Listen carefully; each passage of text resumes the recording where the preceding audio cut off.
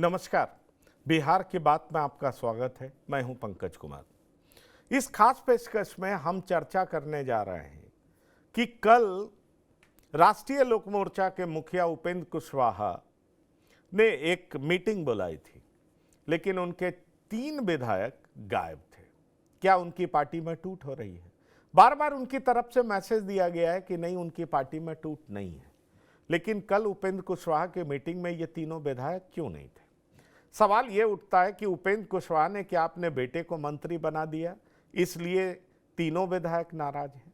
सवाल ये उठता है कि क्या उपेंद्र कुशवाहा अब अपने विधायक की मर्जी के खिलाफ राजनीति में आगे कदम रखना चाह रहे हैं, इसलिए उनके विधायक नाराज हैं? दरअसल उनके विधायक करना क्या चाह रहे हैं? अगर हम इन विधायकों की बात करें तो इनमें माधव आनंद का नाम है, रामेश्वर महतो का नाम है और तीसरे और विधायक हैं। तो कुल मिलाकर के नाराजगी इनके विधायकों में है। वहीं दूसरी तरफ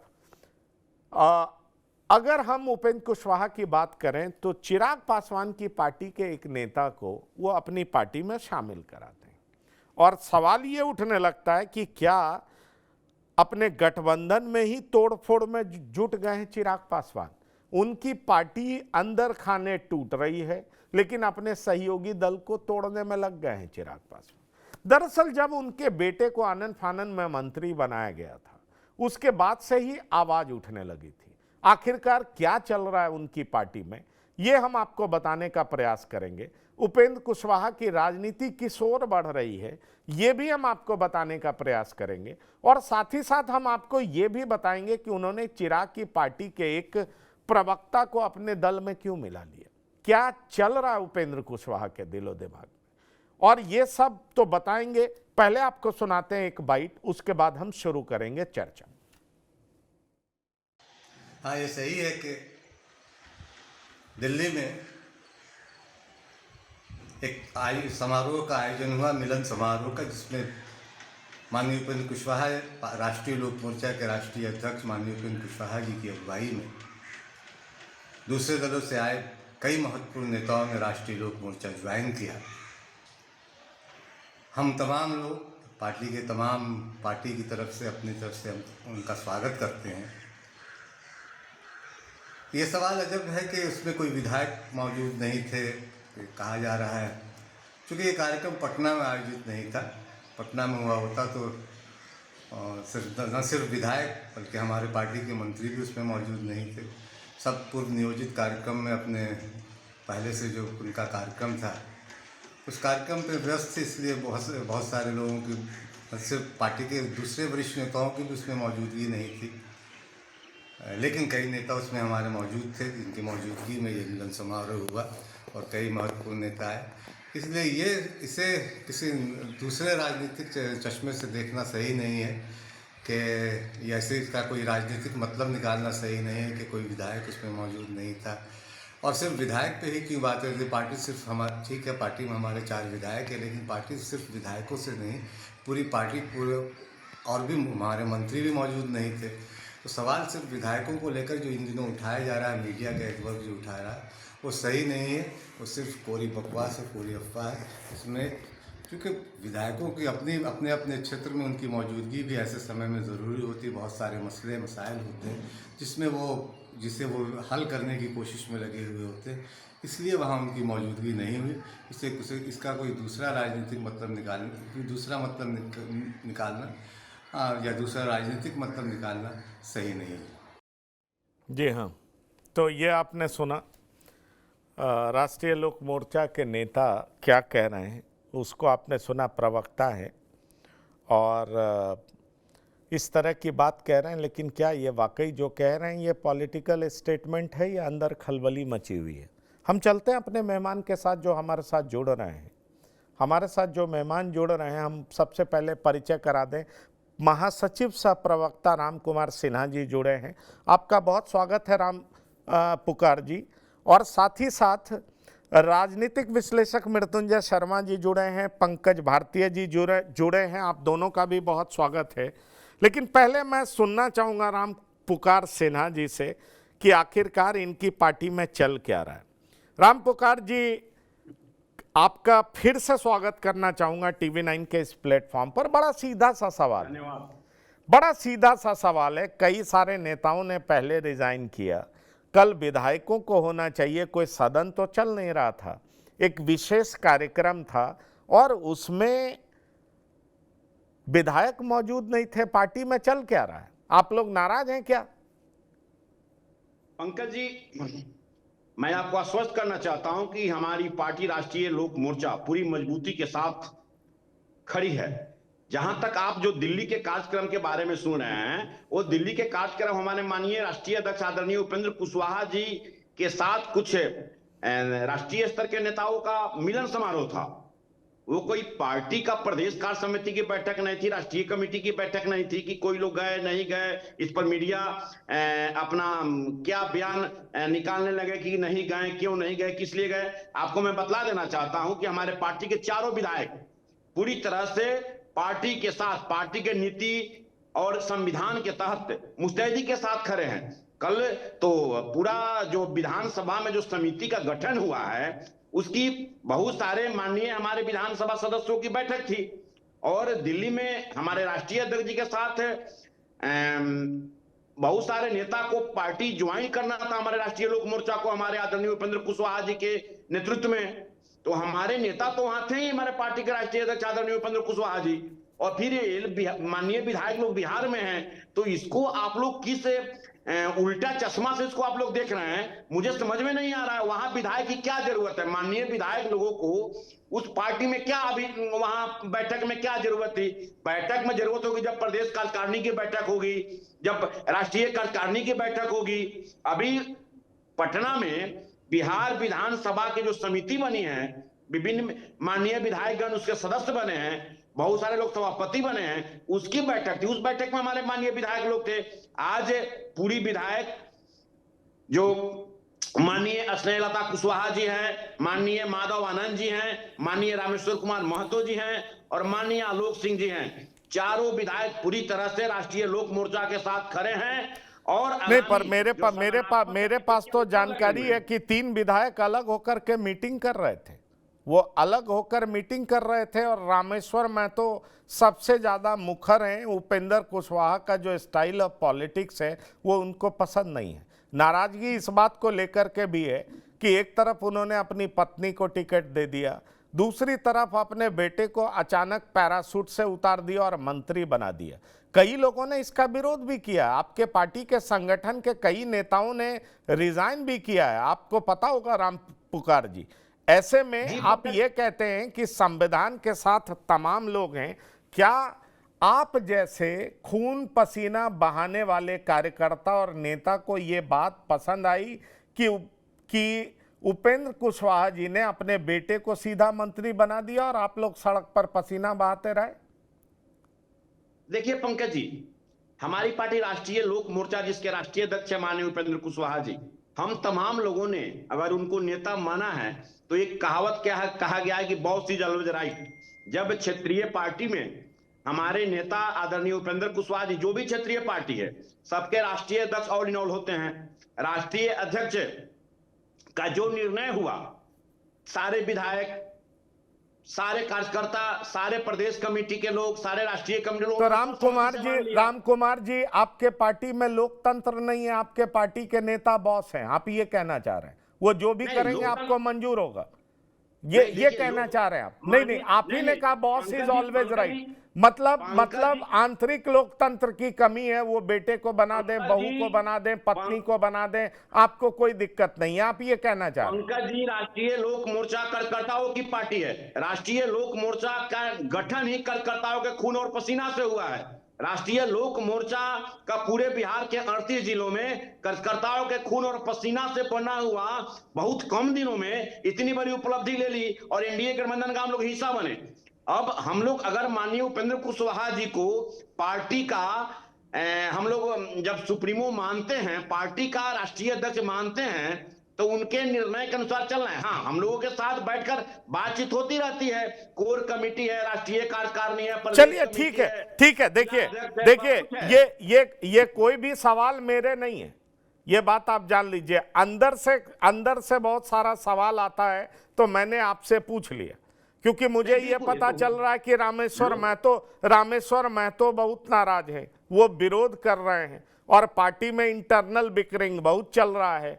क्या आप, कई लोग जो छोड़कर चले गए, रामेश्वर महतो नाराज हैं, माधव आनंद को लगता है मैं बहुत पढ़ा लिखा हूं, काबिल हूं, फिर मुझे मौका क्यों नहीं मिला, और ऐसे बहुत सारे लोग हैं, शेखपुरा के कुछ लीडर्स थे जिन्होंने बड़ी संख्या में उन्होंने रेजिग्नेशन किया। तो आपको लग रहा है कि आपकी पार्टी में कहीं ना कहीं अंदर से बहुत विरोध है कि काम करने वालों को महत्व तो नहीं मिल रहा है और अपने परिवार को आगे बढ़ाने में लगे हुए हैं उपेंद्र कुशवाहा जी? देखिए पंकज जी, आप तो एक वरिष्ठ पत्रकार हैं, देश स्तर के पत्रकार हैं। मैं आपको आपके चैनल TV9 के माध्यम से मैं बताना चाहता हूं, एक राष्ट्रीय लोक मोर्चा के प्रवक्ता होने के नाते, कि हमारी पार्टी में लोकतंत्र भी है, समाजवाद भी है, हमारे पार्टी में कार्यकर्ताओं की बात भी होती है। हमारे नेता एक पहले ऐसे नेता है जो एक साधारण मुखिया को लोकसभा में भेजने का काम किए। हमारे नेता ऐसे नेता है कि एक कार्यकर्ता को आयोग में मेंबर बनाए, अंगद कुशवाहा एग्जाम्पल है। तो समय परिस्थिति, हम एनडीए के हिस्सा है, एनडीए में मुझे 6 सीट मिली, 6 सीट में कौन कहां लड़ेंगे ये नेता के चलिए ऊपर हम लोगों ने ठीक है, आप बने रहिए। अभी बिहार के पॉलिटिकल एनालिस्ट मैं मृत्युंजय जी आपके पास आना चाहूंगा। अंदर खाने बड़ी चर्चा है, राष्ट्रीय लोक मोर्चा में टूट हो गया, राष्ट्रीय लोक मोर्चा के विधायक मौजूद दिल्ली में नहीं थे और वो तीनों एक जगह मीटिंग कर रहे थे। हमारे पास कुछ फोटोग्राफ्स भी हैं कि वो लोग सब इकट्ठे मीटिंग कर रहे थे।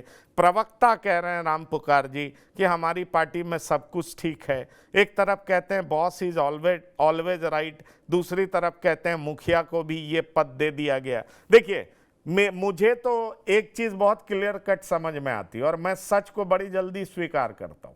जितनी क्षेत्रीय पार्टियां हैं, अगर वो कहते हैं ना कि अपने बेटों को पोतों को नेतृत्व नहीं देगी तो वो पार्टी बचेगी नहीं। आप देख लीजिए AIADMK का क्या असर हुआ, आप इस बात को जान लीजिए। नीतीश कुमार का क्या असर हुआ। और मेरे ही प्रोग्राम में उपेंद्र कुशवाहा जी आए थे। उपेंद्र कुशवाहा जी बड़े मजे हुए नेता हैं, बहुत अच्छा बोलते हैं। मैंने उनसे पूछा कि जेडीयू में क्या होना चाहिए, तो उन्होंने कहा आप हमसे क्यों ये सवाल पूछ रहे हैं। तो हमने कहा अरे आप भी तो पुराने जेडीयू के हैं। तो उन्होंने कहा नीतीश कुमार एक गजब डायलेमा में है, अगर वो अपनी छवि बचाएंगे तो पार्टी नहीं बचेगी और पार्टी बचाएंगे तो अपनी छवि नहीं बचा पाएंगे। ये बात उनकी बड़ी सही लगी। मुझे लगता है कि उपेंद्र कुशवाहा जी के दिलो दिमाग में ये क्लैरिटी है कि अपनी छवि बचाने की जरूरत नहीं है, पार्टी बचा लो। इसलिए पत्नी को भी लड़ा दिया, बेटे को भी उन्होंने वो कहते हैं ना बैटन पास कर दिया कि आगे विरासत संभालने के लिए ट्रेनिंग लो और तैयार हो जाओ। मृत्युंजय जी कैसे देखते हैं आप? पंकज जी, नहीं, आपने जो विश्लेषण किया वो बहुत सही है। भारतीय राजनीति का आप से दुर्भाग्य कह सकते हैं कि पार्टियां सच में सरवाइव नहीं करती हैं और पार्टियां भी इस चीज को बहुत अच्छे से जानती है, वोटर्स भी इस चीज को ही फॉलो करते हैं। तो अल्टीमेटली जितनी भी ऐसी क्षेत्रीय छोटी पार्टियां हैं, अपने जो अगली पीढ़ी होती है उसको पार्टी सौंप देती है। थोड़ी सी दिक्कत क्या हुई मुझे लगता है कि RLM के केस में, कि वो बहुत अप्रत्याशित था। जो कार्यकर्ता थे इसके लिए अभी तक तैयार नहीं थे, कोई ऐसी चर्चा नहीं हो रही थी। कई बार एक तरह से जब वो पहले से थोड़ी चर्चा हो जाए या पहले से बातचीत होती रहे तो कार्यकर्ता एक तरह से मन बना लेते हैं कि अच्छा ठीक है, अगले नेक्स्ट इन लाइन ये है। लेकिन जब उनके बेटे का नाम आया मंत्री पद के शपथ के लिए दीपक प्रकाश का, तो हर कोई एक प्रकार से बड़ा आश्चर्यचकित था, क्योंकि वो चुनाव भी नहीं लड़े थे। अगर कुशवाहा जी चाहते तो उनको चुनाव लड़वा सकते थे, उनके हाथ में सारे टिकट थे। पहले कभी भी वो किसी प्रकार का चुनाव नहीं लड़े हैं। तो अचानक से सब, इनफैक्ट अगर उनकी पत्नी को मंत्री बना दिया जाता तो मेरे ख्याल से इस प्रकार का विद्रोह नहीं होता, क्योंकि एक तरह से लोग मान चुके थे कि पत्नी को अगर लड़ाया है उन्होंने तो फैमिली की रिप्रेजेंटेटिव है स्टेट पॉलिटिक्स में, एक ऐसे तरह से देख रहे हैं, क्योंकि ये खुद तो केंद्र की राजनीति में है तो पत्नी यहाँ पे रिप्रेजेंटेटिव रहेंगी। तो पत्नी को ना रख के फिर बेटे को कर दिया, तो वो मुझे लगता है कि थोड़ा सा ज्यादा कार्यकर्ताओं को अचानक से होने के कारण ज्यादा वो पच नहीं पाया कि एक पत्नी ऑलरेडी विधायक है, अब बेटे को मंत्री बना दिया जा रहा है, इसका मतलब वो MLC बनेंगे ही बनेंगे। तो ये फिर थोड़ा ही ज्यादा परिवारवाद, मतलब परिवारवाद में भी थोड़ा ज्यादा परिवारवाद की तरफ बढ़ रहे हैं। और इस कारण से मुझे लगता है वो थोड़ी सी नाराजगी है। लेकिन दिक्कत ये है पंकज जी कि ये जो भी नाराज लोग हैं जाएंगे तो जाएंगे कहाँ? सबसे इंपॉर्टेंट ये है। एक तो ये टूट कर किसी और पार्टी में भी जाना चाहेंगे तो एनडीए की पार्टीज में ही जाना चाहेंगे, कोई टूट कर विपक्ष में तो कभी नहीं जाना चाहेगा, पहला। दूसरा, मुझे लगता है कि जो भी ये पार्टियां हैं, अगर आरएलएम एक पार्टी है या ऐसी जो भी छोटी पार्टियां हैं, ये किसी एक व्यक्ति के चेहरे पे चलती है, देख लीजिए। तो उस पार्टी से हटकर किसी एक विधायक का बहुत कोई वजूद नहीं हो सकता, पार्टी नहीं तोड़ सकते हैं। पार्टी तोड़ना एक गलत फ्रेज होगा। पार्टी आप वहां तोड़ते हैं जहां कोई एक लोकतांत्रिक पार्टी हो या ऐसी पार्टी हो जो व्यक्ति आधारित ना, उसे तोड़ सकते हैं आप। बाकी आप इतिहास उठाकर देख लीजिए कि कितनी भी पार्टियां टूटी, इनफैक्ट एलजेपी का देख लीजिए। जब एलजेपी टूटी तो ज्यादातर जो सांसद थे, ज्यादातर जो पदाधिकारी थे, वो किसके साथ गए? पशुपति नाथ जी के साथ गए। लेकिन उस जाने के बावजूद 6 महीने साल भर के भीतर अगर आप जाके एक कॉमन कार्यकर्ता, एक कॉमन आदमी से पूछते कि भाई एलजेपी किसकी पार्टी है, तो चिराग पासवान का ही नाम लेंगे। और आज हर कोई उस पार्टी को चिराग पासवान से ही आइडेंटिफाई करता है। तो आप एसेंशियली पार्टी नहीं तोड़ेंगे, आप खुद टूट सकते हैं, लेकिन टूटने के बाद फिर आप जो आपका अस्तित्व एक निर्दलीय विधायक की तरह हो सकता है। आप कोई पार्टी अपने साथ कभी नहीं ले जा पाएंगे, क्योंकि ये पार्टियां व्यक्ति आधारित है। जहां उपेंद्र जी रहेंगे उनमें बीच में पार्टी का नाम चेंज किया, 2 बार पार्टी से, जेडीयू से अलग हुए, फिर आए, तो कोई फर्क नहीं पड़ता उससे ज्यादा, वो व्यक्तिगत आधारित है। और यही मुझे लगता है सबसे ज्यादा डिलेमा है। एलजेपी से भी कुछ लोग अभी आए हैं आरएलएम में, वो भी एक देख लीजिए। पर दोनों साइड में सी डिलेमा यही है पंकज जी कि आखिर ये जाएंगे तो जाएंगे कहाँ ये लोग? ये उन्हीं पार्टी में से जो 2-3 पार्टियां, उसी में से ऑप्शन तलाशते रहेंगे और उसी में से एक ठिकाना रहेगा। पर वो जिस किसी भी पार्टी में जाएंगे, क्या वो दूसरी पार्टी बहुत लोकतांत्रिक है? बिल्कुल नहीं। वहां हो सकता है उन्हें परिवारवाद थोड़ा सा नहीं, कम लगे, सम्मान थोड़ा सा वो ज्यादा वो मिले। बात बिल्कुल ठीक है। पर मुझे लगता है आईआईटी आईआईएम होल्डर्स जो हैं वो विधायक बनने तो सिर्फ आए नहीं होंगे पंकज भारतीय जी। माधव आनंद के बारे में कहा जाता है बड़े एजुकेटेड हैं। रामेश्वर महतो के बारे में कहा जाता है कि जेडीयू में थे और पूंजीपति हैं, पैसे वाले हैं। वो विधायक बनने नहीं आए होंगे, उनकी और भी महत्वाकांक्षा होगी। ऐसे में अचानक से अगर उपेंद्र कुशवाहा अपने बेटे को मंत्री बनाते हैं, और जैसा मृत्युंजय जी ने कहा कि पत्नी को बनाए होते तो लोगों ने एक्सेप्ट कर लिया होता बड़ी आसानी से। रीजन ये था कि वो पत्नी को चुनाव लड़ा रहे थे। अब बार बार ऐसी बात आ रही है। एक बार जब स्पीकर से मिल रहे थे ये सारे विधायक, तब चर्चा हुई थी कि क्या ये पार्टी टूटने जा रही है। अभी कल की मीटिंग में ये गायब थे, राम पुकार जी जो कुछ भी कहें, लेकिन ये चर्चा वहीं से शुरू हुई कि भाई इस मीटिंग से क्यों रामेश्वर महतो गायब। और Rameshwar Mahato off the record कई बार इस तरह की बात भी करते हैं, ऐसा कहीं कहीं पर लिखा गया है, मीडिया में ये बात आई है। ऐसे में सवाल में यही उठ रहा है पंकज भारतीय जी कि क्या उपेंद्र कुशवाहा के व्यवहार से, जो कि पार्टी के सर्वे सर्वा है, वो जो फैसले ले रहे हैं, उससे क्या ये तीनों जो विधायक हैं वो वाकई नाराज हैं? कैसे देखना है पंकज जी? जैसे ही उपेंद्र कुशवाहा जी ने अपने पुत्र को मंत्री बनाया, उसके बाद से ही जाहिरा तौर पर जो पार्टी में है वो नाराजगी चरम सीमा पर है। आरएलएम के प्रवक्ता महोदय जो यहाँ बैठे हुए हैं वो चाहे जो भी कह लें, लेकिन इस बात में दम है कि कम से कम दो जो चर्चा है, कम से कम जो 2 विधायक हैं, रामेश्वर महतो और माधव आनंद, उन दोनों में खासी नाराजगी बताई जा रही है। और सिर्फ बताई नहीं जा रही है, बल्कि समय समय पर इन दोनों ने अपने नाराजगी का इजहार भी किया है। बाकायदा रामेश्वर महतो तो ट्विटर हैंडल पर उन्होंने जो कुछ लिखा है उससे बड़ा स्पष्ट है कि जो वो बगावती सुर को अपनाए हुए हैं। वो तो उपेंद्र कुशवाहा जी के नियत और निर्णय दोनों पर सवाल उठा चुके हैं। वो तो कहते हैं कि जो सिर्फ अच्छे अच्छे भाषण देने से कुछ नहीं होता है, वो भाषण जो है वो नियत और निर्णय में भी दिखाई देना चाहिए। वहीं माधव आनंद जो का भी दावा है कि वो पढ़े लिखे लोग हैं, उन्होंने 55 देश की यात्रा करी है, तो कुल मिलाकर के उनके कहने का आशय है कि वो डिजर्व करते हैं कि वो मंत्री पद को संभाल सके। और ऐसे में अगर उनको मौका नहीं मिला है तो जाहिर तौर पर उनमें नाराजगी भी होगी। लेकिन अब समस्या क्या है कि जो उपेंद्र कुशवाहा जी के साथ भी समस्या है। अगर माधव आनंद अपने डिजर्व होने की बात करते हैं तो उपेंद्र कुशवाहा जी भी अपने बेटे के पक्ष में कह ही चुके हैं कि दीपक प्रकाश जो है वह सफल छात्र नहीं रहे हैं। उन्हें खुद को साबित करने का मौका मिलना चाहिए और वे अपेक्षा भी रखते हैं कि वो आम जनों के विश्वास पर खरा उतरेंगे।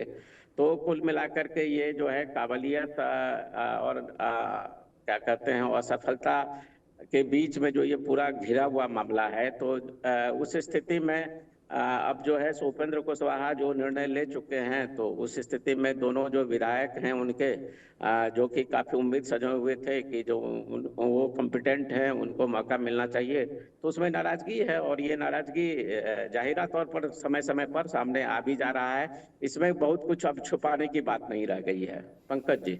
नहीं, बहुत कुछ छिपाने की बात नहीं रह गई, ये ठीक बात है। मैं राम पुकार जी से ये सवाल भी लूँगा। हमारे साथ राजनीतिक विश्लेषक डॉक्टर संजय भी जुड़ गए हैं। डॉक्टर संजय, दिल्ली में उपेंद्र कुशवाहा जी आते हैं और एलजेपीआर को तोड़ लेते हैं, उनके उपाध्यक्ष AK वाजपेयी इनके साथ आ जाते हैं और अब उनसे सवाल हो रहा है कि भाई गठबंधन के भीतर ही ये तोड़ जोड़ का खेल क्या चल रहा है। पर दूसरी तरफ आप देखेंगे तो ये सुगबुगाहट बड़ी तेज सुनाई पड़ रही है कि उनके 3 विधायक बड़े नाराज हैं, टूटने को तैयार हैं। रामेश्वर महतो जी इधर उधर देख रहे हैं, माधव आनंद इधर उधर अफसर की तलाश में हैं और सबको लग रहा है कि उन्हें जो अफसर मिलना चाहिए था वो नहीं मिला, मंत्री अपने बेटे को बना दिया। आपका क्या कहना है? जी, रामेश्वर महतो जी का एक ट्वीट मैंने देखा था, उसमें वो कहते हैं, वो ट्वीट मेरे सामने है, कि राजनीति में सफलता केवल भाषणों से नहीं बल्कि सच्ची नीयत और दृढ़ नीति से मिलती है। जब नेतृत्व की नीयत धुंधली हो जाए और नीतियां जनहित से अधिक स्वार्थ की दिशा में मुड़ने लगे, तब जनता को ज्यादा दिनों तक भ्रमित नहीं रखा जा सकता। आज का नागरिक जागरूक है, वह हर कदम, हर निर्णय और हर इरादे को बारीकी से परखता है। अब इसके बाद तो इसके जो मायने हैं वो स्पष्ट है कि रामेश्वर महतो क्या कहना चाहते हैं। बिल्कुल भाई, एक घर, जिस घर में पति राज्यसभा सदस्य, पत्नी विधानसभा की सदस्य और बेटा मंत्री जो कल माननीय विधान परिषद के सदस्य होंगे, तो कहीं ना कहीं चीजें तो इसको लेकर के तो पार्टी के जो विधायक हैं उनके अंदर में नाराजगी तो है। ठीक है, वो AK वाजपेयी जी का अपना व्यक्तिगत मामला था जिसकी वजह से वो नाराज हो गए। कहा गया कि धीरेन्द्र मुन्ना जिनको मीडिया प्रभारी बनाया गया है, अब उन्हीं से पूछ करके AK वाजपेयी जैसे वरिष्ठ नेता को किसी चैनल पर जाना है, तो उनकी नाराजगी रही होगी और वो चले गए उपेंद्र कुशवाहा जी के साथ। लेकिन जो उपेंद्र कुशवाहा जी के जो विधायक हैं, उम्मीद तो रही ही होगी कि भाई अगर 4 हम लोग जीत के आए हैं, इंक्लूडिंग एक उपेंद्र कुशवाहा जी की पत्नी, तो हम ही 4 में से किसी एक को मंत्रिमंडल में जगह मिलनी चाहिए। ये अपेक्षा तो, भरोसा तो रहा ही होगा। और उपेंद्र कुशवाहा जी का जिस तरह का स्वभाव रहा है, उसमें लगा होगा कि इसमें डेमोक्रेटिक तरीके से निर्णय लेंगे। ठीक है, भले ही उसमें उनकी पत्नी हो जाती, लेकिन एक उम्मीद तो थी कि पत्नी नहीं तो हमारी बारी आएगी, हमारी नहीं तो उनकी बारी आएगी। और उपेंद्र कुशवाहा जी अपने पुत्र को लाते हैं, मंत्रिमंडल में जगह दिलाते हैं। ठीक है, ये तो उनका अपना पार्ट है कि वो किसको चाहते हैं। उनकी पार्टी से एक व्यक्ति को मंत्री बनाना था। नाराजगी है और नाराजगी की ही वजह है कि विधायक इनसे दूरी बनाने लगे। अब वो किसके पाले में जाएंगे, नहीं जाएंगे। अब चिराग के कई लोगों को उपेंद्र कुशवाहा जी ने अपने साथ शामिल कराया है। जम्मू कश्मीर का तो पूरा उनका पैनल ही आ गया है यहाँ पर। कुछ और भी 10, 20, 50 लोगों को इन्होंने जोड़ा है। तो चिराग पासवान भी अपने तरीके से इनकी पार्टी पर दांव लगाएंगे कि आ जाइए मेरे साथ, हम मंत्री बना देंगे, अपने कोटे से मंत्री बना देंगे। नीतीश कुमार जी कह रहे हैं कि 100 तो हमें पहुंचना ही है हर हाल में। कहीं नीतीश कुमार जी कह दें कि भाई आ जाइए मेरे साथ, हम ही आपको मंत्रिमंडल में जगह दे देंगे, हमारे यहाँ तो मंत्री पद खाली ही है। तो नाराजगी तो है, वो नाराजगी अब उपेंद्र कुशवाहा जी ज्यादा समझ रहे हो। मुझे लगता है राम पुकार जी आपको जवाब देंगे, ट्वीट का मतलब समझाएंगे। जब नहीं हो तो एक बार ट्वीट फिर से पढ़ दीजिए संजय जी। राम पुकार जी बताएंगे कि ये ट्वीट रामेश्वर महतो जी ने किसके लिए किया है।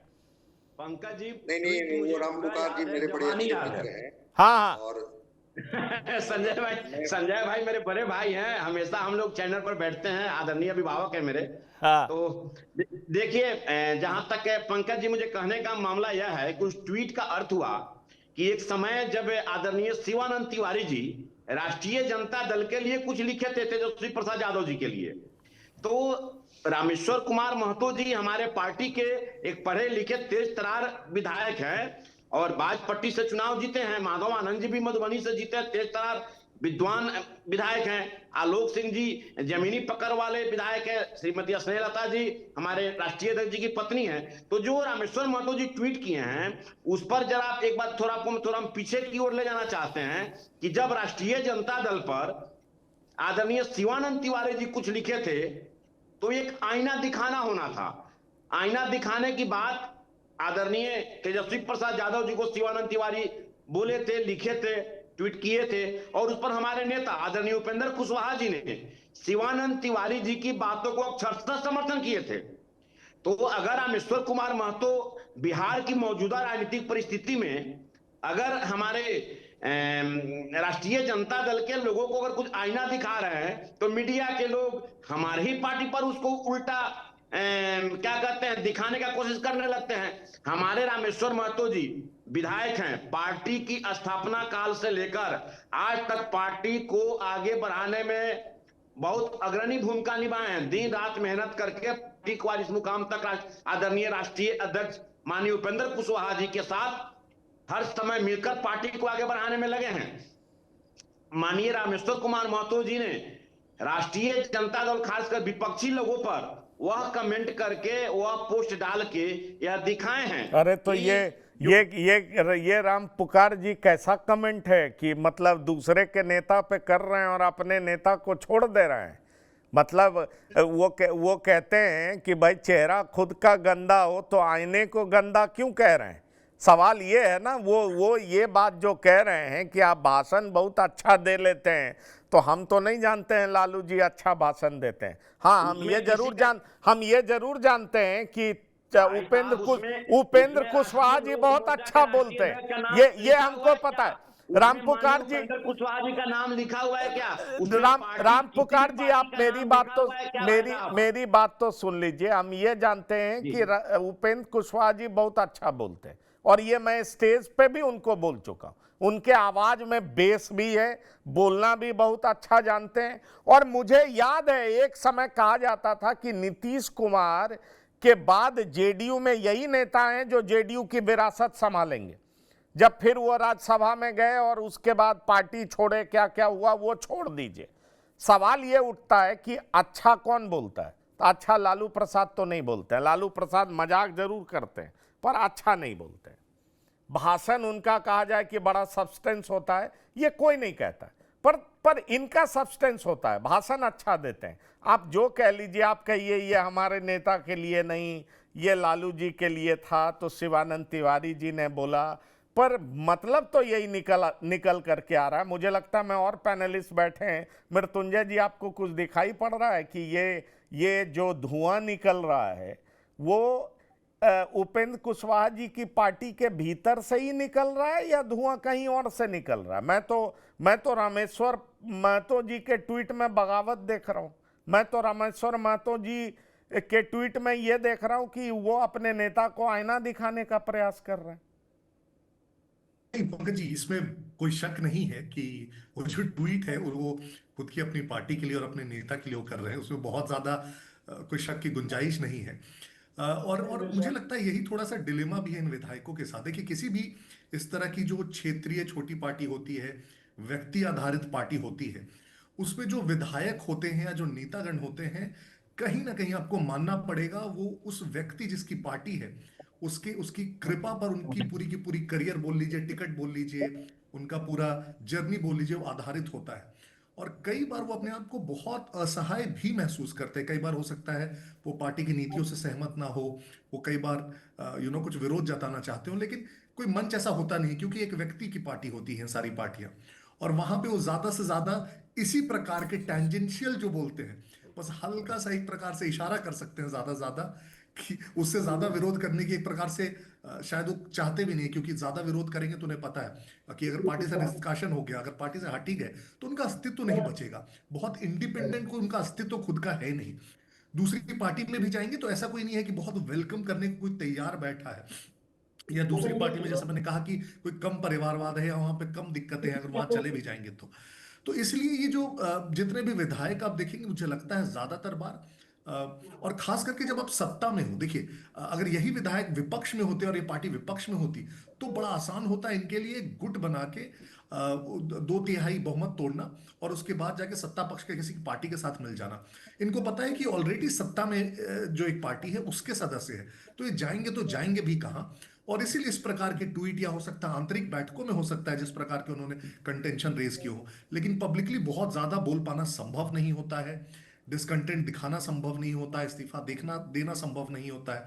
तो किस प्रकार से वो कोशिश करते हैं कि 5 साल अच्छे से बीत जाए और इसी बीच उनका अपना भी एक बेस मजबूत हो, ताकि आने वाले दिनों में वो जब बोले तो पार्टी भी उस चीज को वैल्यू करे। देखिए कोई भी पार्टी किसी नेता के बात को, उसके मत को तभी वैल्यू करती है जब उस नेता का कोई इतना बड़ा जनाधार हो जो पार्टी में आके जुड़ रहा हो।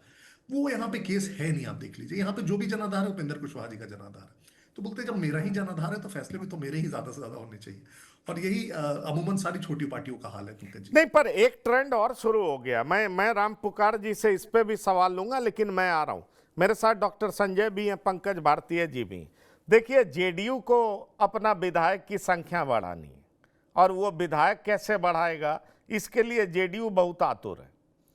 अगर ये लोग नाराज होते हैं और जेडीयू में शामिल हो जाते हैं तो भाई जेडीयू को क्या दिक्कत होगी इसमें? मुझे नहीं दिक्कत नजर आती। अगर ए बी वाजपेयी, जो वाजपेयी साहब हैं जो उपाध्यक्ष होते थे, वो आ गए ना उपेंद्र कुशवाहा जी की पार्टी में, तो जेडीयू भी तो हाथ पैर फैला रहा है। एआईएमआईएम का विधायक आ जाए, बसपा का विधायक आ जाए, अगर इनका भी विधायक आ जाए और जेडीयू की संख्या जितना ज्यादा से ज्यादा बढ़ जाए, तो क्या ऐसी पॉसिबिलिटी पंकज भारतीय जी आप देख रहे हैं क्या? क्योंकि ये खेल तो गठबंधन के भीतर ही शुरू हो गया, एक नेता को तो तोड़ लिए। दूसरी पॉसिबिलिटी मैं ये देख रहा हूं कि चलिए आपने एक संगठन के व्यक्ति को तोड़ा, एलजेपीआर भी ये प्रयास कर सकता है कि माधव आनंद आप मेरे साथ आ जाइए। एलजेपीआर भी ये प्रयास कर सकता है, रामेश्वर महतो जी आप मेरे साथ आ जाइए, मेरी संख्या बढ़ेगी, अगले कैबिनेट एक्सपेंशन में आपको मंत्री पद भी मिल सकता है। आखिरकार इन विधायकों में अगर नाराजगी भी होगी तो नाराजगी इसी बात की होगी ना कि अपने बेटे को आपने मंत्री बना दिया, हम क्यों नहीं बने? पंकज जी, जहां तक बात है टूटने की या फिर दल बदल की, तो कोई किसी के साथ जा सकता है, ये कोई बड़ी बात नहीं होगी। लेकिन मेरा ये मानना है कि जो कम से कम जदयू इस रास्ते पर नहीं चलना चाहेगी कि वो उपेंद्र कुशवाहा के विधायकों को तोड़ करके अपने साथ मिलाना चाहेगी। अगर उसे बड़ा भाई ही बनना होगा तो उनके पास विकल्प खुला है, एआईएमआईएम है, और इसके बाद क्या कहते हैं कांग्रेस है, या फिर बसपा भी है। तो चूंकि देखिए कि एक तरह से आप अगर देखेंगे तो नीतीश कुमार और ये उपेंद्र कुशवाहा की जो राजनीतिक जमीन है और उनका जो जनाधार है वो लवकुश का जनाधार रहा है। तो इस स्थिति में वो कुछ इस तरह का नहीं करना चाहेंगे कि जो वो खुद को भी जदयू भी असहज स्थिति में पाए, या फिर उपेंद्र कुशवाहा को भी उंगली उठाने का मौका मिल जाए। हाँ, रही बात चिराग पासवान की, तो चूंकि वो उनके संगठन के एक नेता को जो प्रवक्ता रहे हैं उनको अपने में तोड़ कर लाए हैं, तो हो सकता है कि जो बदले की भावना से अगर वो ऐसा कुछ करते हैं, इस तरह की कोई कवायद करते हैं, तो ये कोई बड़ी बात नहीं होगी। लेकिन बहरहाल मुझे ऐसा कुछ नहीं, देखिए मेरा ये मानना है कि जो माधव आनंद हो या फिर रामेश्वर महतो हूँ, ये इन दोनों की जो नाराजगी है ये महज सांकेतिक है। सांकेतिक इसलिए है कि जो उनके पास कोई विकल्प नहीं है कि अगर वो दल बदल करते हैं तो वो फिर उनके साथ समस्या होगी कि वो कहाँ जाएंगे और बहुत कुछ हासिल कर पाने की स्थिति में नहीं आएंगे। तो इस स्थिति में वो सांकेतिक मैं इसलिए कह रहा हूँ कि अगर भविष्य में फिर कोई मलाई खाने का मौका मिलता है, तो अगर अभी से वो विद्रोही तेवर अपनाए रहेंगे तो फिर भविष्य में जो है उनकी भी बात रखी जाएगी, उनके हिस्से भी कुछ न कुछ आएगी। शायद दूर की बात यही रही होगी, उनके मन में यही है, इसलिए उन्होंने जो है सो अपना जो है हमलावर तेवर बरकरार रखा है, या फिर अपनी नाराजगी लगातार जाहिर कर रहे हैं। पंकज जी। चलिए डॉक्टर संजय, अगर मैं यही सवाल पूछूं, आप देख रहे हैं कि ये स्विच ओवर हो सकता है, इस तरह की पॉसिबिलिटी है, क्योंकि उपेंद्र कुशवाहा ने एलजेपीआर के पार्टी के नेता को अपनी तरफ मिला लिया ना। अब वो वाजपेयी इधर आ गए हैं ना, और उनकी नाराजगी धीरेन्द्र कुमार मुन्ना से ही हो, लेकिन भाई गठबंधन के भीतर ही तोड़फोड़ शुरू तो हो चुका है, तो विधायक लेने में क्या दिक्कत है? नहीं, देखिए, इसको दो तरह से देखने की जरूरत है। एक तरफ तो ठीक है विधायकों की बात की, मंत्री पद उनको चाहिए ही चाहिए, लेकिन मंत्री पद की बात वो कब करेंगे? उपेंद्र कुशवाहा जी ने उनको विधानसभा का टिकट दिया, उन पर भरोसा किया, वो जीत करके आए, उसके बाद में वो मंत्री बनेंगे, चाहे जितना कद भी होगा। तो हमको नहीं लगता है कि इतना जल्दी ये लोग कदम उठाएंगे कि कहीं और किन्हीं के साथ ये जाकर के खड़े हो जाएंगे। हाँ, उपेंद्र कुशवाहा जी से इनकी नाराजगी हो सकती है, अपेक्षा हो सकती है, उपेंद्र कुशवाहा जी पर दबाव बना सकते हैं कि अगर हम आपकी पार्टी में ईमानदारी से, वफादारी के साथ खड़े हैं तो फिर हमारे हितों की भी अनदेखी नहीं होनी चाहिए। इस बात को मैं समझ रहा हूँ। ठीक है, चिराग पासवान डोरे डाल सकते हैं, लेकिन उनको पता है कि इस तरह के लोग जो दल बदल करते हैं उनका हश्र क्या होता है। मंत्री भी बन जाएंगे, कोई बड़ा पद भी मिल सकता है, लेकिन बाद में फिर वो अगले चुनाव में फिर कहाँ रहेंगे, कौन पार्टी उनको टिकट देगी नहीं देगी। कम से कम यहाँ तो भरोसेमंद है, उपेंद्र कुशवाहा जी के विश्वस्त हैं, भरोसेमंद है। यहाँ आप उनके खिलाफ, उनके प्रतिक्रिया स्वरूप कुछ बोलने की स्थिति में है, तो चिराग पासवान कर सकते हैं। मैं तो कह रहा हूँ कि 100 लोग करीब करीब चिराग पासवान की पार्टी के लोग, जिस लेवल के भी वो सदस्य हों, वो चले गए हैं आरएलएम में।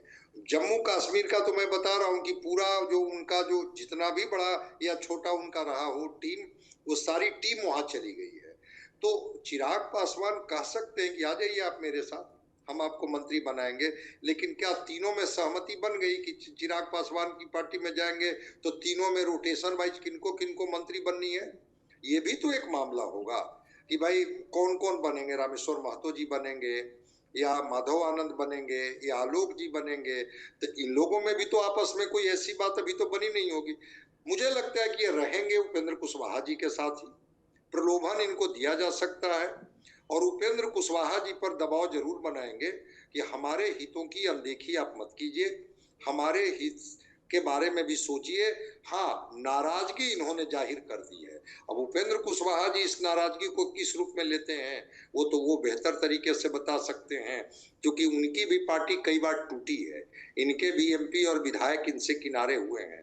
तो क्या उपेंद्र कुशवाहा जी इस बात को नहीं समझ रहे होंगे कि अगर ये लोग नाराज हैं और किसी ने कहीं इनको अपने तरफ आने का निमंत्रण दिया और इनको स्थान, जगह, संगठन में, सरकार में देने का प्रलोभन दिया, तो कहीं बात बिगड़ न जाए। तो उपेंद्र कुशवाहा जी भी डैमेज कंट्रोल करने की कोशिश कर रहे होंगे कि हम इसको जस्टिफाई कैसे करें कि अगर हमने पुत्र को मंत्री बनाया तो किस परिस्थिति में बनाया और आपके हितों का मैंने ध्यान नहीं रखा। देखते हैं, थोड़ा और हम लोग इंतजार कर कैसे ये समझा पाते हैं इन 3 विधायकों को। नहीं, पर कैसे समझा पाते हैं इस पे राम पुकार जी बोलेंगे ना कि ठीक है आप कैमरे पे सच मत बोलिए, लेकिन अंदर अंदर मंत्रणा तो चल रही होगी ना, अंदर अंदर अलर्ट तो आप होंगे ना राम पुकार जी, कि आपके विधायक जो इंडिकेशन दे रहे हैं वो आप आरजेडी के लिए क्यों मान रहे हैं? पंकज जी, हमारे माननीय चारों विधायक और एक माननीय मंत्री जो भी बहुत कम समय में ही अब ले लेंगे, माननीय बिहार विधान परिषद के सदस्य बहुत कम दिनों में बन जाएंगे वो, तो इतना हम जरूर आपको कह सकते हैं कि सभी लोग पार्टी की मजबूती के लिए लगे हुए हैं। अभी हमारी पार्टी की प्रदेश कार्य समिति को भंग कर दिया गया है और उसकी तैयारी चल रही है कि कौन जिला अध्यक्ष कहां बनेंगे, कौन प्रदेश कार्यकारिणी के मेंबर बने। इसके लिए सभी विधायक दिन रात मेहनत कर रहे हैं और विधायक, माननीय विधायकगण पार्टी की मजबूती के लिए लगे हुए हैं। और जहां तक मीडिया के भाई लोग जो डिबेट करा रहे हैं इस मुद्दा पर, तो मैं इतना जरूर कर सकता हूं कि हमारे पार्टी में ऑल इज वेल है, कहीं कोई दिक्कत नहीं है और राष्ट्रीय लोक मोर्चा के सभी विधायक पार्टी के साथ पूरी तरह से इंटेक्ट है और पार्टी को आगे बढ़ाने में हमारी कोशिश है कि हमारी पार्टी भारत के सभी राज्यों में अभी तो बिहार में तो मजबूती के साथ एनडीए गठबंधन के साथ हैं ही। आगामी जो बंगाल में चुनाव होने वाला है, असम में चुनाव, बहुत सारे राज्यों में चुनाव होने वाले हैं, उस राज्यों में भी राष्ट्रीय लोक मोर्चा का उचित प्रतिनिधित्व मिले, हम लोग इस मिशन में लगे हुए हैं। और माननीय उपेंद्र कुशवाहा जी की जो एक समाजवादी विचारधारा की छवि है, उस छवि को हम लोग आगे बढ़ाने में, और जो एक हमारी पार्टी का मूल धारा है कि गांधी, लोहिया, अम्बेडकर, जयप्रकाश, कर्पूरी ठाकुर, जगदेव प्रसाद, स्वामी शाहजानंद सरस्वती, बाबू वीर कुंवर सिंह और मौलाना अबुल कलाम आजाद के सपनों का जो विजन है, उस विजन को आगे बढ़ाना है। और राष्ट्रीय लोक मोर्चा को एक एक कार्यकर्ता को जब समय आएगा, अभी तो बहुत कम भागीदारी हम लोग को मिली है, जब समय आएगा तो एक एक कार्यकर्ताओं को हर चीज में हम लोग भागीदारी देने का काम करेंगे। ये हम लोग का मिशन रखे हुए हैं। चलिए, एक एक कार्यकर्ता पर भी आपकी नजर जाएगी, आपका मिशन है, ये सुन करके अच्छा लग रहा है। और मुझे लगता है कि हमारे तमाम दर्शक जो आपकी बात सुन रहे होंगे वो निश्चित तौर पर आशावादी तो हो ही जाएंगे, क्योंकि अभी तक तो कहा जा रहा है कि आप कार्यकर्ता पर ध्यान ही नहीं दे रहे हैं, आपके सुप्रीमो जो है अपने परिवार पर ही ध्यान दे रहे हैं। पर एक बात का और खुलासा कर दीजिए राम पुकार जी, जो मैं आपसे पूछना चाह रहा हूं, आपके नेता का एक्सटेंशन राज्यसभा में हो रहा है क्या? ये बता दीजिए। पहले पूरा सवाल सुन लीजिए। मैं चाहता हूं, अरे आप हमारे प्लेटफॉर्म से लोगों को बताइए, क्योंकि इस बारे में चर्चा चली है, इसीलिए मैं पूछ रहा हूं। मैं आपका विरोधी नहीं हूं, केवल सवाल आपसे कर रहा हूं। आप हमें यह बताइए कि यह कहा जा रहा है कि बीजेपी ने ऑप्शन दिया, या तो राज्यसभा में एक्सटेंशन करा लीजिए, और नहीं तो या तो एमएलसी पद अपने बेटे के लिए ले लीजिए। क्या आपके नेता ने यह मान लिया है कि बेटे को एमएलसी बना दीजिए, हमारा चलेगा? ये सच्चाई है क्या? अब लगता है कि एनडीए गठबंधन की ओर से, भारतीय जनता पार्टी की ओर से, पंकज भाई आप ही के यहाँ खबर गया होगा, हमारे नेता और हम लोग के पास तो अभी कोई सूचना नहीं है। इतना जरूर है कि अभी एमएलसी का एक पद है जो माननीय दीपक प्रकाश जी को मिलने जा रहा है, और इसके अलावा अप्रैल में हमारे नेता का राज्यसभा सदस्य का जो समय है, उसके बाद भारतीय जनता पार्टी और एनडीए गठबंधन के लोग बैठेंगे, आगे की बात होगी, आगे की होगी। अप्रैल तक हमारे राष्ट्रीय अध्यक्ष माननीय राज्यसभा के सांसद है, और अप्रैल के बाद जो प्रक्रिया होगी। अभी तत्काल हमारे माननीय मंत्री दीपक प्रकाश जी एमएलसी मतलब बिहार विधान परिषद के सदस्य बनेंगे। जी चलिए, नहीं, मेरे पास बीजेपी ने बताया नहीं है, लेकिन अगर कोई खबर ऐसी आती है तो आपसे क्लैरिफिकेशन ले लिया।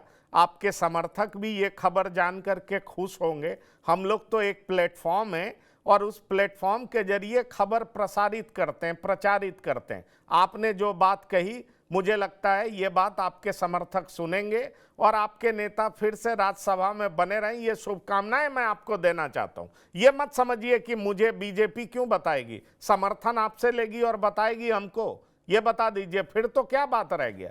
मृत्युंजय जी, सवाल कई है, और सवाल इसलिए भी महत्वपूर्ण है, मुझे लगता है कि अब हर दल ने अपने अगले जनरेशन को आगे बढ़ा दिया। उपेंद्र कुशवाहा बढ़ा चुके हैं, रामविलास पासवान गुजर गए, वो बढ़ा चुके हैं, तेजस्वी यादव बढ़ा चुके हैं। अब नीतीश कुमार के बारे में भी चर्चा जोरों पर है कि निशांत भी आने वाले। और इसीलिए मैंने आपसे कहा कि उपेंद्र कुशवाहा हमारे पटना कॉन्क्लेव में आए थे, और हमने ये सवाल उनसे किया था। बड़ा अच्छा जवाब दिया था कि नीतीश जी या तो छवि बचा लें या पार्टी बचा लें, और ये जवाब मुझे बहुत सही लगा। मैं आपसे यही जानना चाह रहा हूं कि चलिए, आज सवाल उठ रहा है उपेंद्र कुशवाहा पर, और ये सवाल कुछ दिन में खत्म इसलिए हो जाएगा कि वो कहते हैं ना, नथिंग सक्सीड्स लाइक सक्सेस। सफलता अगर परिवार को बढ़ाने में ही मिले तो भाई वही मास्टर स्ट्रोक माना जाता है। अगर उपेंद्र कुशवाहा जी अपने बेटे को अचानक मंत्री बना दें और पार्टी जीत रही है, तो कहा जाएगा उपेंद्र कुशवाहा जी का ये मास्टर स्ट्रोक था, इसमें गलत क्या है? मैं आपसे यही जानना चाह रहा हूं कि क्या अब हम ये देख रहे हैं कि बीजेपी भाई संगठन वाली पार्टी है, तो वो नए चेहरे को, नितिन नवीन को राष्ट्रीय अध्यक्ष बना दिया, पर इस सब के बीच में आप नीतीश कुमार को अगला मूव चलते हुए कब देख रहे हैं? पंकज जी, मुझे लगता है, और वो उपेंद्र जी काफी मंझे हुए नेता है, तो उन्होंने जो बात कही वो बहुत सटीक बात है, हम सब उससे वाकिफ रखते हैं। इनफैक्ट देखना यही होगा कि वो शायद इन्फ्लेक्शन पॉइंट कब है। जो मुझे एक तरह से वो द्वंद्व दिख रहा है वो यही है कि नीतीश जी की पार्टी के जितने भी वरिष्ठ नेता हैं, आप देख लीजिए, चाहे वो उनके संजय झा हों, चाहे अशोक चौधरी हों, विजय चौधरी हों, जितने भी उनके नेता हैं, वो सब जानते हैं कि चाहे ललन सिंह हो, जितने भी नेता हो, सब जानते हैं कि उनमें से कोई भी उस पार्टी का नेता बन के उस पार्टी का अस्तित्व बचा नहीं सकता है। वो बहुत अच्छे मैनेजर्स हो सकते हैं, वो दूसरे लेयर के बहुत बड़े नेता हो सकते हैं, लेकिन पार्टी के लीडर एक्सेप्टेबल नहीं हो सकते। ये सारे नेताओं को खुद में ही आत्मज्ञान है, और इसलिए देख लीजिए उनमें से सभी नेताओं ने करीब करीब एक प्रकार से इंडोर्स कर दिया है कि निशांत को राजनीति में आ जाना चाहिए। अब इसमें सबसे बड़ा मुझे जो लगता है रोड़ा वही है कि नीतीश जी अभी तक नहीं चाहते हैं। कुछ मामलों में हमें मानना होगा कि नीतीश जी बहुत कुछ प्रिंसिपल से उन्होंने कॉम्प्रोमाइज नहीं किया, जैसे करप्शन एक प्रिंसिपल है जिससे उन्होंने कॉम्प्रोमाइज नहीं किया, और दूसरा एक परिवारवाद पे वो हमेशा बहुत स्ट्रॉन्ग ओपिनियंस रखते आए हैं। तो वो द्वंद्व इनके पास हमेशा रहेगा कि वो कौन सा पॉइंट है जिसके बाद कोई रास्ता नहीं बचेगा निशांत के आने के अलावा। मुझे लगता है शायद तब तक इंतजार किया जाएगा कि अब कोई रास्ता ही नहीं, अब तो आना ही आना पड़ेगा। और मुझे लगता है जब एक्सटर्नल प्रेशर बहुत हावी होने लगेगा, जब ये बाकी सारे नेता कार्यकर्ता सब देखने लगेंगे कि अस्तित्व का संकट है, अगर नीतीश जी के बेटे राजनीति में नहीं आए, तो उस पॉइंट पे कोई ऑप्शन नहीं बचेगा, बल्कि उनको लाना ही पड़ेगा। और मुझे लगता है अब ये सवाल नीतीश जी के डिसीजन से ज्यादा, मैं फिर से कहूंगा पंकज जी, नीतीश जी शायद अभी तक डिसाइड करते रहते, आगे ये सवाल का फैसला अब सिर्फ नीतीश जी नहीं कर पाएंगे, जो पूरी पार्टी है वो इतना ज्यादा प्रेशर डालेगी एक्सटर्नली निशांत को राजनीति में लाने के लिए, जितना समर्थक है, क्योंकि वो सब देख रहे होंगे वो अस्तित्व का संकट। और मुझे लगता है फाइनली इवेंचुअली होना यही है। अब वो कब होगा इस पे कंजेक्चर ही किया जा सकता है। ठीक है, कब होगा इस पे कंजेक्चर ही किया जा सकता है, लेकिन वही मैं जानना चाह रहा हूं डॉक्टर संजय, सरकार में या संगठन में नीतीश जी, क्योंकि अब देखिए छोटी बड़ी पार्टी अपने अगले जनरेशन को बैटन थमा चुकी है, तो नीतीश जी कब सरकार में लाएंगे या संगठन में लाएंगे? जहां तक मैं समझ पाता हूं, संगठन में इनको जिम्मेवारी दी जाएगी। सरकार में डायरेक्ट एंट्री देने जैसी चीज मुझे अभी दिख नहीं रही है। और नीतीश कुमार जी तो अभी ओवर एक्टिव हो गए हैं। कभी भी वो पटना में नहीं है, कभी बक्सर में है जहां स्पेशल इकोनॉमिक जोन देख रहे हैं, नवादा में जाकर के सोलर प्लांट देख रहे हैं, जहां पर जो ये है न्यूक्लियर पावर से जो इलेक्ट्रिसिटी का प्रोडक्शन होना है वो साइट देख रहे हैं, कभी दूसरी जगह जा रहे हैं, कभी डेयरी फार्म में खड़े हैं। तो नीतीश कुमार जी जितने ओवर एक्टिव हैं, मुझे लगता है कि बिल्कुल निशांत की एंट्री तो तय है। चलिए, निशांत की एंट्री तय। पंकज भारती जी, आपको भी लग रहा है कि सरकार में नहीं संगठन में एंट्री होने जा रहा है? जी बिल्कुल, मेरा भी यही मानना है कि जो देर सवेर निशांत का तो जेडीयू में आना तय है, इस बात से आप इनकार नहीं कर सकते हैं। लेकिन मुझे लगता है, क्योंकि देखिए कि वो परिवारवाद के विरोधी रहे हैं नीतीश कुमार, तो मुझे नहीं लगता है कि वो सीधे तौर पर जो है सरकार में उनकी एंट्री निशांत। चलिए, यही तो हैरान करने वाली बात है कि तमाम लोहियावादी परिवारवादी हो चुके हैं। ठीक है, यही तो मैं कह रहा हूं, अगर लोहियावादी हैं तो परिवारवादी कैसे हैं? लेकिन वो परिवारवादी दिखाई पड़ रहे हैं, तो राजनीति के अंतिम पड़ाव में परिवारवादी हो ही जाएंगे, तो माना जाएगा कि भाई पॉलिटिक्स में मजबूरियां बहुत होती हैं, पार्टी बचाने की मजबूरी थी, इसलिए ऐसा किया गया। बहरहाल, बिहार की बात में राम पुकार जी, मृत्युंजय शर्मा जी, पंकज भारती जी और डॉक्टर संजय कुमार शामिल होने के लिए बहुत बहुत धन्यवाद और शुक्रिया। तो बिहार की बात में इतना ही। ताज़ा तरीन खबरों के लिए आप लगातार देखते रहिए TV9। धन्यवाद, नमस्कार।